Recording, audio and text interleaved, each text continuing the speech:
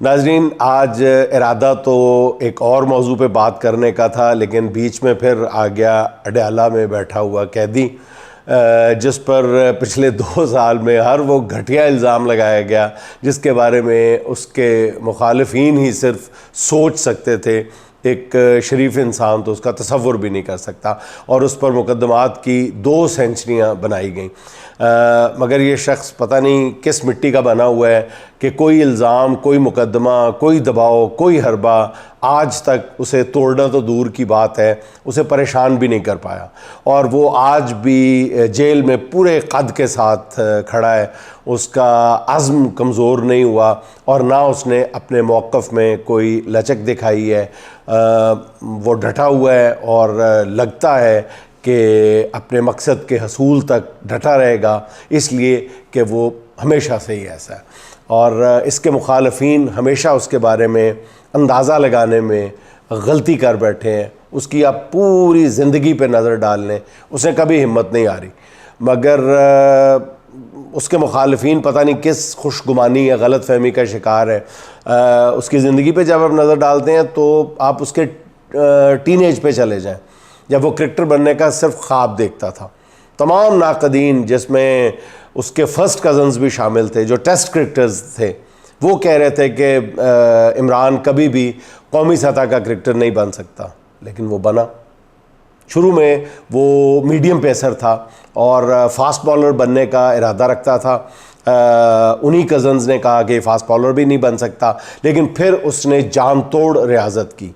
रियाजत भी ऐसी कि रियाजत ख़ुद उसके सामने हाथ जोड़ के खड़ी हो गई। वो नेट पे रोज़ाना कहते हैं 5-5 घंटे मुसलसल फास्ट बॉलिंग किया करता था, और फिर उसने ऐसा फास्ट बॉलर बन के दिखाया कि क्रिकेट की तारीख़ में हमेशा याद रखा जाएगा।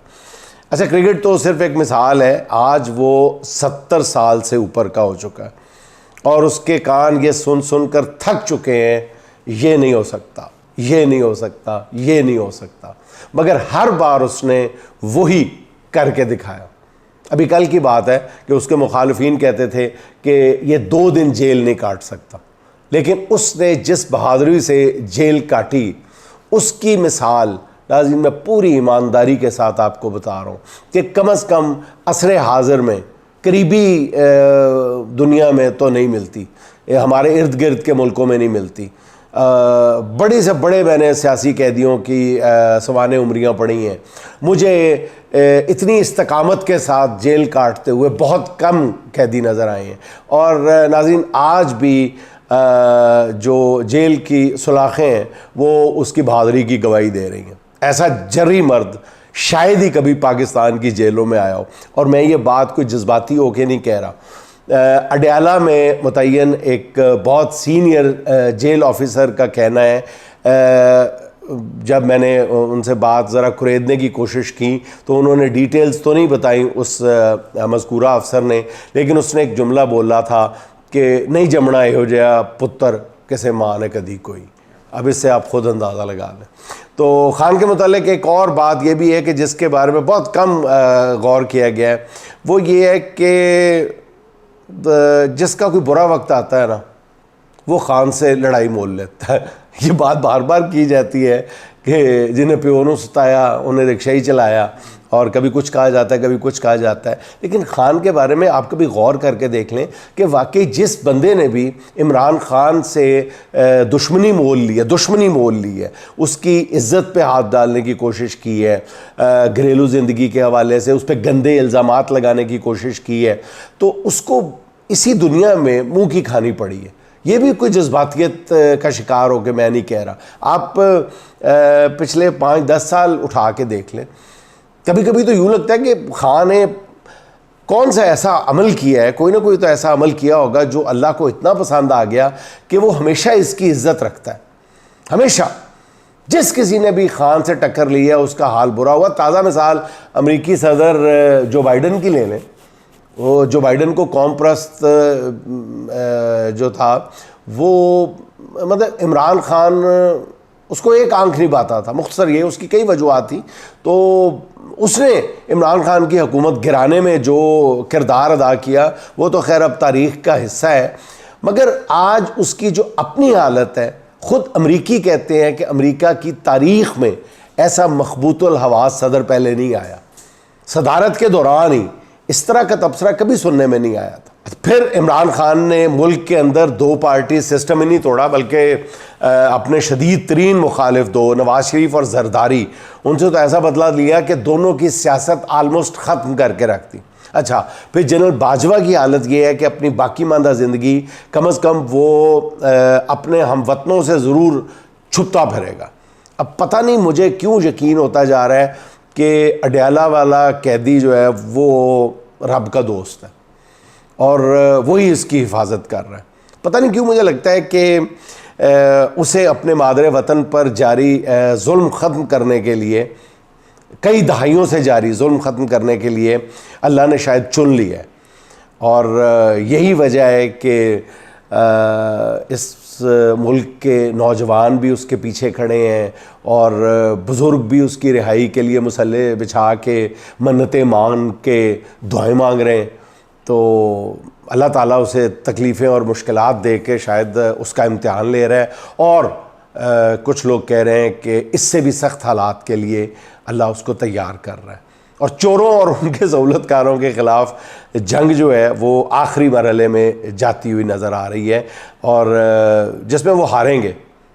पत्थर पे लकीर है ये बात।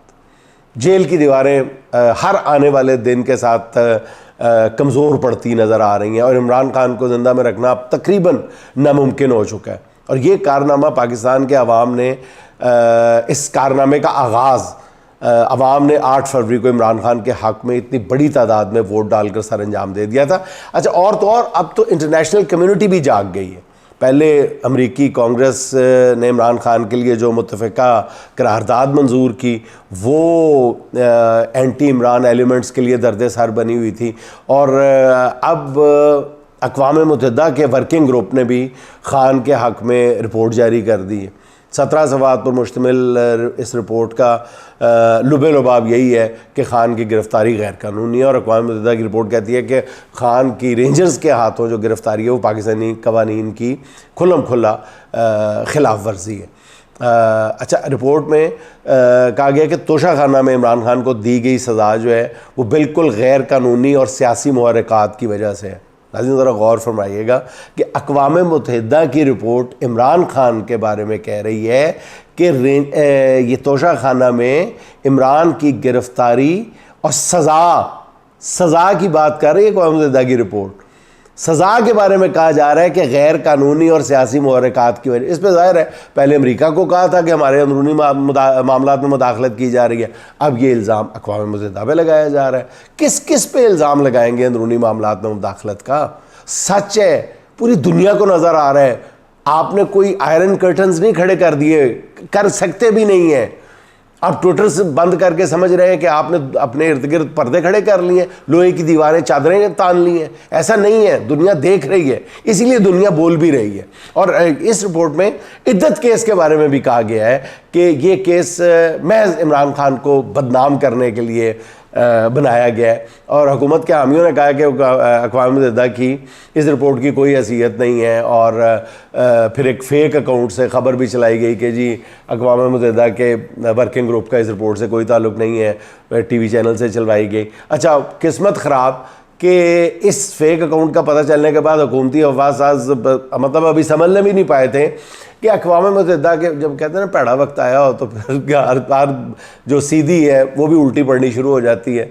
अभी वो बेचारे यही काम कर रहे थे कि अक़वाम मुत्तहिदा के सेक्रेटरी जनरल का बयान आ गया और सेक्रेटरी जनरल साहब ने कहा कि ख़ान के ख़िलाफ़ मुकदमात अफसोसनाक है, उन्हें इंसाफ मिलना चाहिए। और बिल्कुल दो टोक कैटेगोरिकली उन्होंने कहा। और अक़वाम मुत्तहिदा के सेक्रेटरी जनरल एंटोनियो गुतेरेस ने उन्होंने कहा कि ख़ान के मामले में कानून की हुक्मरानी के असूल का एहतराम किया जाना चाहिए। जो डिप्लोमेटिक लैंग्वेज है लेकिन बहुत कैटेगोरिकल है, बड़ी दो टोक और वाज़ेह है। अब बात यह है कि इमरान खान हर महाज पे जीत रहा है और जिन्हें नज़र नहीं आ रहा वो भी जल्द देख लेंगे। मैं आपको एक छोटी सी खबर भी देता चलूं कि मेरी 2 दिन पहले एक इंतहाई ज़िम्मेदार शख्सियत से, जिनके इस्टेब्लिशमेंट के साथ भी रवाबत हैं, जिनके पाकिस्तान के हर बड़े सियासी लीडर के साथ राब्ते हैं और पाकिस्तान के 2 या 3 इंतहाई नाजुक मोड़ों पे उन्होंने रियासत को या हुकूमतों को या इस्टेब्लिशमेंट को बंद गली से निकालने में बड़ा रोल प्ले किया था। तो मेरी उस शख्सियत से बात हो रही थी, तो वो भी यही कह रहे थे कि ख़ान की रिहाई अब ज़्यादा दिनों की बात नहीं है। मैंने कहा जी ये तो बात पिछले 6 माह से हो रही है। तो मैंने फिर उनसे पूछा कि जी अच्छा आप सोच समझ के मेरी बात का जवाब दें कि ख़ान जल्द अज जल्द कितनी देर में रिहा हो सकता है। तो उन्होंने कहा 1.5 से 2 माह के दौरान। मैंने कहा ज़्यादा से ज़्यादा, उन्होंने कहा 3 से 4 माह, यानी कम से कम 1.5 से 2 माह, ज़्यादा से ज़्यादा 3 से 4 माह। तो हुजूर वाला अगर आपने 3 से 4 माह के बाद जाके ये गंद खाना है तो फिर अभी वही बात है 100 जूते 100 प्याज। तो अभी अदालतों को अपना काम करने दें, आज़ादी के साथ इंसाफ पर मबनी काम करने दें और जो अदालतों का फ़ैसला है उसको कबूल करें।